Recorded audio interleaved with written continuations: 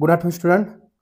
Today I make the different video because I am examining in this exam center. तर student face the different problems म्हणजे मुलांना खूप वेगवेगळे problems आले. तर त्या नीड बिफोर एक्झाम तर आपल्याला एक्झामच्या अगोदर जाण्याच्या अगोदर तिथं काय करायला पाहिजे, कोणत्या गोष्टी आपल्याबरोबर असायला पाहिजे ह्याच्यावर मी व्हिडिओ काढलेला आहे.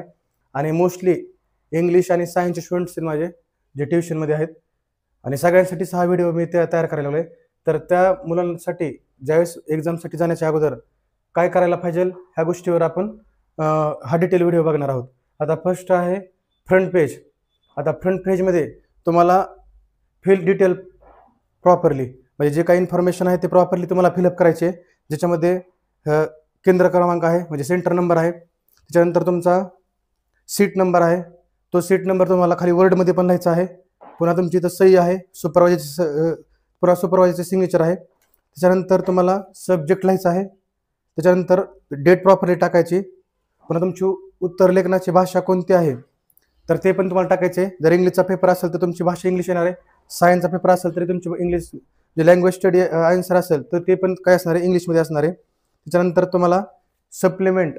आता फर्स्ट इथं दिलेला आहे, ऑलरेडी इथं दिलेला आहे की 1 आणि प्लस पुढे दिलंय. आता तुम्ही 2 जर सप्लिमेंट लावले असाल तर त्या ठिकाणी तो 2 टाकायचा आहे आणि टोटल इन फिगर हे तुम्हाला असं 3 लिहायचं आहे तिथं प्रॉपरली, म्हणजे काउंटिंग करायचे प्रॉपरली. त्याच्यानंतर आहे आता हे पहिलं झालं फ्रंट पेज, म्हणजे फ्रंट पेजमध्ये सगळं डिटेल आपल्याला प्रॉपरली भरायचं आहे. त्याच्यानंतर दुसरं आहे सप्लिमेंट, पण त्याच्याबद्दल आपण बोललो. त्याच्यानंतर first check the answer sheet and then after question paper. आणि if you any doubts, if you don't understand the particular words तर you ask supervisor, don't shame. तर तुम्हाला कुठलंही लादायचं नाही, बिनधास्तपणे सुपरवायझरला विचारू शकतात की सर एखाद्या सब्जेक्टचं मिनिंग जर मला समजलं नाही तर काय करायचंय, तर ते पण तुम्ही विचारू शकतात. त्याच्यानंतर आहे वॉटर बॉटल. आता समर सीझन चालू आहे तर वॉटर बॉटल पण तुमच्या जवळ असायला पाहिजे. तर इफ यू ड्रिंक पर्पज म्हणजे तुम्हाला पाणी पिण्यासाठी तुमच्या बॉटल पण तुमच्या जवळ असायला पाहिजे. त्याच्यानंतर आहे पॅड आणि पाऊच. आता पॅड तुमचं जे आहे ते ट्रान्सपरंट असायला पाहिजे, डोंट राईट एनिथिंग, त्याच्यावर कुठलंही काही लिहिलेलं नसायला पाहिजे, तर ते ट्रान्सपरंट पॅड असायला पाहिजे. आणि पाऊच पण त्यामध्ये असायला पाहिजे. आणि pouch need all things, eraser, the pencil, then scale, everything need in the pouch.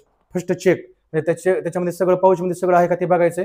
आणि पॅड पण तुमचं ट्रान्सपरंट आहे का, त्याच्यावर कुठलीही गोष्ट लिहिलेली नसायला पाहिजे, तर हे पण चेक करायचं. त्याच्यानंतर हॉल तिकीट.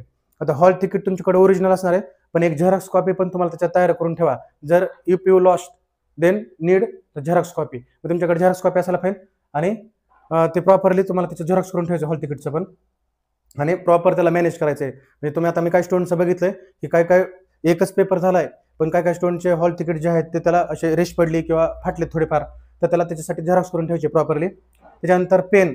आता first check test your pen. तुम्हाला पहिल्यांदा तुमचा पेन टेस्ट करायचा आहे and write the 2 or 3 page, म्हणजे तुम्हाला 2 ते 3 पेज तिने राईट करायचे आहेत आणि त्याच्याकडे 2 ते 3 एक्स्ट्रा सेम पेन तुम्हाला परचेस करायचे आणि सेम त्याच ह्याच्या असायचं पाहिजे. आणि जर तुम्ही पेपर ब्ल्यू पेन लिहित असाल तर शेवटपर्यंत ब्ल्यू पेनच वापरायचा आहे. आणि जे मेन आन्सर असतील तर मेन शब्दाला तुम्हाला जर अंडरलाईन करायचे असेल तर ते सुद्धा ब्ल्यू पेनच तुम्ही अंडरलाईन करा, नाही तर ब्ल्यू पेन वापरतात आणि अंडरलाईन ब्लॅक पेन करतात तर ते चालत नाही. किंवा तुम्ही मध्येच पहिल्यांदा ब्ल्यू पेन यूज केलाय परत ब्लॅक पेन यूज करतात तर ते पण चालत नाही. तर अंडरलाईन करताना तुम्हाला म्हणजे सुरुवातीपासून ते शेवटपर्यंत तुम्हाला एकच पेन वापरायचा आहे. तर त्यासाठी तुमच्याकडे एक्स्ट्रा 2 ते 3 पेन तुमच्या जवळ असायला पाहिजे.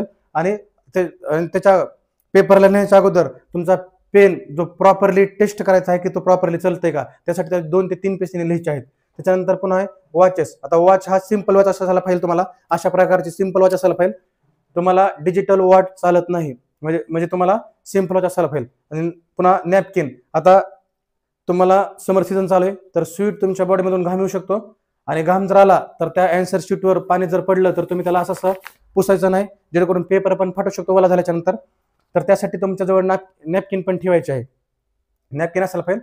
आणि नॅपकिन ते प्रॉपरली स्वीट तुम्ही पुसू शकतात. त्याच्यानंतर टेन्सिल. आता हे टेन्सिल काय आहे तर टेन्सिल हे एक छापील म्हणजे कुठल्याही प्रकारचा छापील कागद डायग्रामसाठी नसायला पाहिजे, तर हे सुद्धा तुम्हाला अवॉइड करायला पाहिजे, हे जवळ बरोबर ठेवायचं नाही. तर टेन्सिल हे चालत नाही तुम्हाला. आणि तुम्ही जवळ असेल तरी त्याला बाहेर काढायचं नाही, तर सुपरवायझरला तुम्ही विचारू शकतात जवळ असल्याच्या नंतर. आणि ज्यावेळेस तुम्हाला ड्रॉ डायग्राम असं म्हणलं तर तुम्हाला डायग्राम हे पेन्सिलनं काढायचे.